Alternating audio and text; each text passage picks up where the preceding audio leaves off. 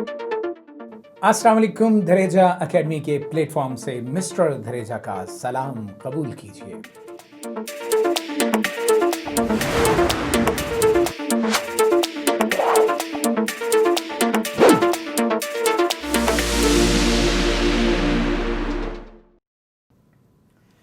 आज हम बात करने वाले हैं क्वाड्रेटिक इक्वेशन के बारे में।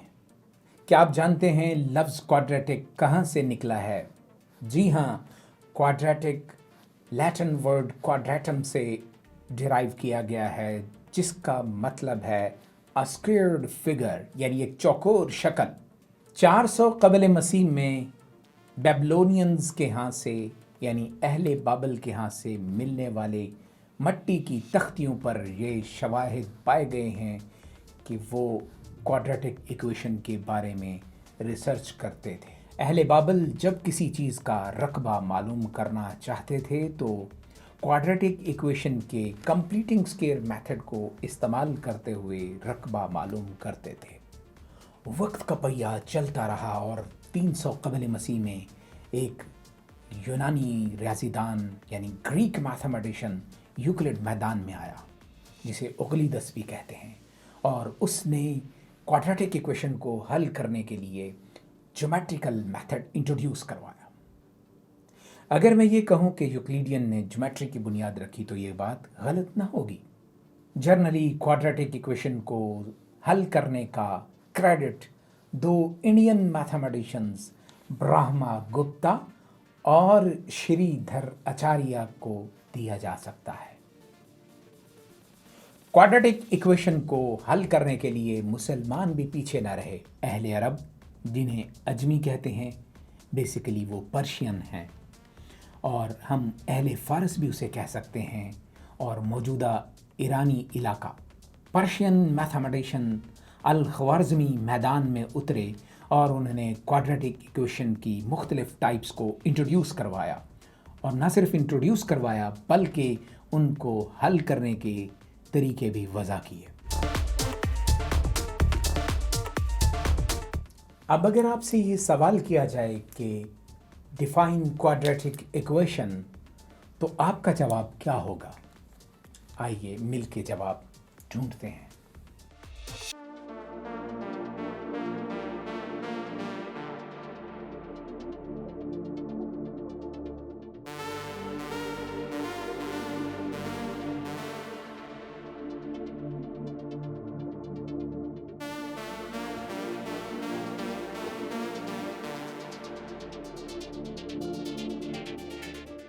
जी, an equation ax square plus bx plus c is equal to 0 provided that where a is not equal to 0 is called quadratic equation।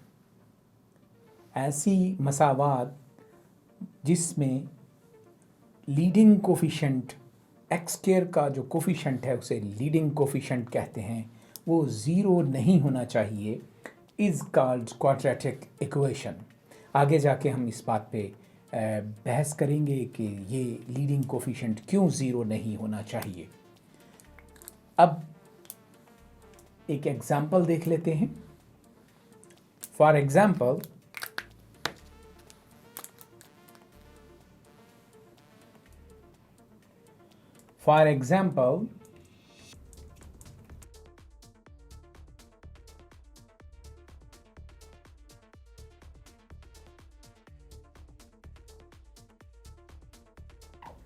ये भी क्वाड्रेटिक इक्वेशन है। अब इन 3 इक्वेशंस में से ये जो फर्स्ट इक्वेशन थी, ये वाली, इसे क्वाड्रेटिक इक्वेशन की स्टैंडर्ड फॉर्म या मेयारी सूरत कहा जाता है। इसे हम स्टैंडर्ड फॉर्म भी कहते हैं, मेयारी सूरत भी कहते हैं। अच्छा जी, हम बात करते चलें की पॉइंट की कि क्वाड्रेटिक इक्वेशन में in a x square plus b x plus c is equal to zero, why a is not equal to zero. आखिर ए क्यों ज़ीरो नहीं होना चाहिए? रीज़न, आइए मैं आपको रीज़न बताता हूँ। अगर हम इस इक्वेशन में ए को ज़ीरो पुट कर दें तो फिर देखिए क्या होता है। जब हमने ए को ज़ीरो पुट किया तो अब आपके पास जो इक्वेशन है वो कुछ और रंग में बदलने वाली है। देखिए क्या हुआ, यहाँ से 0 इंटू एक्स स्क्वायर 0, बाकी क्या बचा, b x plus c is equal to 0। ये लीनियर इक्वेशन है। ये कौन सी इक्वेशन है? लीनियर इक्वेशन, यकदर्जी मसावात जिसे कहते हैं। ये क्वाड्रेटिक इक्वेशन नहीं रहती, इसलिए क्वाड्रेटिक इक्वेशन में जो लीडिंग कोफिशिएंट है वो कभी 0 नहीं होना चाहिए। एक बात। दूसरी बात यह है कि अगर हम सरेदस्त इस बात को देखते जाएं कि इसमें ए जो है, यहाँ रिमार्क में हम ज़रा ये बात भी डिस्कस कर लेते हैं कि पहला पॉइंट ये है कि इसमें जो ए है उसे कोफिशिएंट ऑफ एक्स स्क्वायर कहा जाता है। A is coefficient of x square, ये एक्स स्क्वायर का कोफिशिएंट है। ओके, जहाँ तक बात है बी की, तो बी क्या है? यकीनन कोफिशिएंट ऑफ एक्स है। b is coefficient of x, same, और यहाँ पर x लिख देता हूँ। अगर b 0 हो जाए इस क्वाड्रेटिक इक्वेशन में, b अगर 0 हो जाए तो फिर क्या होगा? आइए उसको भी ज़रा ऑब्जर्व करते हैं कि अगर इस क्वाड्रेटिक इक्वेशन में b 0 हो गया, when b is equal to 0, तब देखिए क्या होगा। ये क्वाड्रेटिक इक्वेशन में अब b जब 0 करेंगे, b इंटू यानी 0 इंटू एक्स 0 हो गया, बचेगा, देन इक्वेशन, क्वाड्रेटिक इक्वेशन कुछ यूं बन जाएगी, a x square plus c is equal to 0। इसे कहते हैं pure quadratic equation. Pure quadratic equation, ये मैंने शॉर्टकट में लिख दिया, प्योर क्वाड्रेटिक इक्वेशन इसे हम कहते हैं। और अब रही बात c की, तो c क्या है हमारे पास? याद रखिए c इज़ कांस्टेंट वैल्यू। इसे कांस्टेंट वैल्यू कहा जाता है या कांस्टेंट भी कह सकते हैं। चलते चलते अगर c पर यही बहस कर लें कि c अगर 0 हो जाए तो क्या होगा। याद रखिए कि जब हम c पे ये बात करते हैं, चलिए मैं इस जगह पर लिख देता हूँ कि अगर c 0 हो जाए तो when c is equal to 0, जब c 0 होगा देन तब क्वाड्रेटिक इक्वेशन ये वाली बन जाएगी, a x square plus b x c, तो 0 हो गया। अब भी ये क्वाड्रेटिक इक्वेशन रहेगी। याद रखिए अगर c 0 हो जाए क्वाड्रेटिक इक्वेशन पर कोई फ़र्क नहीं पड़ता, फिर भी वो क्वाड्रेटिक रहती है। अगर b 0 हो जाए फिर भी वो क्वाड्रेटिक रहती है। लेकिन अगर लीडिंग कोफिशिएंट a अगर 0 हो जाए तो फिर वो क्वाड्रेटिक इक्वेशन नहीं रहती, वो लीनियर इक्वेशन बन जाती है। क्वाड्रेटिक इक्वेशन में जो पावर है वो डिसेंडिंग ऑर्डर में होती है। A x square plus b x plus c into x raise to power 0 something raise to power 0 1 होता है, ये 1 इंटू सी, सी आ जाएगा, यानी पावर 2 हो गई, पावर 1 हो गई और पावर 0 हो गई। तो ये डिसेंडिंग ऑर्डर में होता है, जिसे तरतीब नज़ूली भी कहते हैं। नेक्स्ट शार्ट क्वेश्चन की तरफ चलते हैं। Define root of an equation.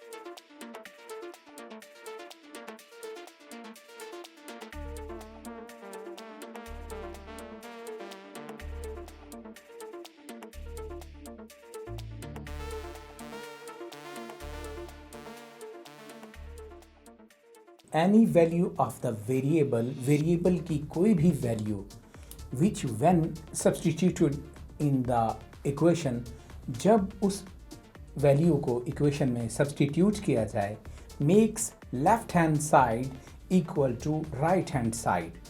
Left hand side और राइट हैंड साइड दोनों को इक्वल कर दे वो वैल्यू, उस वैल्यू को रूट कहते हैं, is called root of the equation.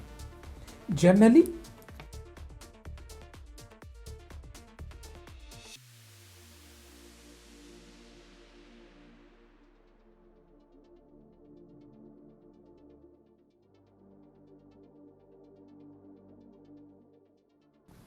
यानी हम ये कह सकते हैं कि k इस क्वाड्रेटिक इक्वेशन का रूट होगा अगर आप इसमें वेरिएबल x की जगह k पुट कर दें और left hand side right hand side के बराबर आ जाए। अब जनरली ये बात आपको समझ नहीं आने वाली, हम एक मिसाल ले लेते हैं।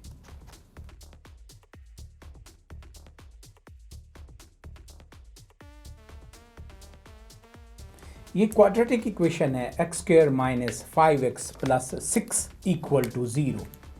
अब इस क्वाड्रेटिक इक्वेशन में हम x की जगह 2 पुट करके देखते हैं।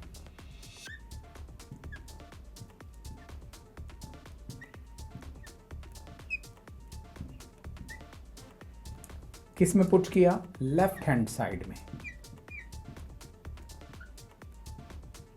देखते हैं क्या ये रिजल्ट देता है, ये वैल्यू क्या रिजल्ट देती है। आइए आगे बढ़ते हैं। 2 स्क्वायर 4, 5 2s are 10 प्लस 6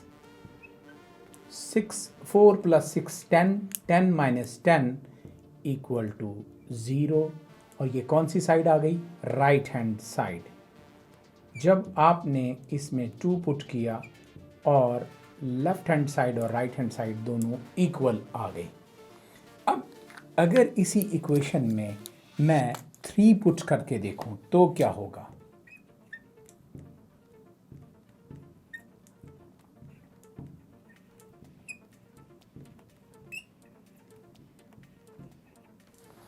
देखते हैं जी अब क्या नतीजा आने वाला है।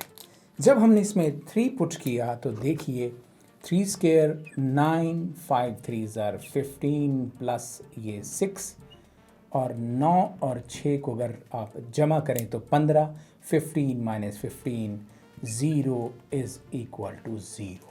लेफ्ट साइड और राइट साइड बराबर आ गई। तो इसका मतलब है ये जो इस इक्वेशन का x square minus 5x plus 6 गए, 2 और 3 जो हैं ये आर रूट्स, ये हमारे पास इसके रूट्स हैं या इन्हें हम सॉल्यूशंस भी कहते हैं। और अगर आप क्वाड्रेटिक इक्वेशन के रूट्स की बात करें तो इसके मैक्सिमम रूट्स होते हैं 2। चलते हैं हम नेक्स्ट पेज पर। रिमार्क में हम चलते हैं और देखते हैं कि क्वाड्रेटिक इक्वेशन के कितने रूट्स होते हैं। क्वाड्रेटिक इक्वेशन के ज़्यादा से ज़्यादा 2 रूट्स होते हैं। वो रूट्स हो सकते हैं रियल या फिर वो रूट्स हो सकते हैं कॉम्प्लेक्स नंबर्स या इमेजिनरी जिसे हम कहते हैं।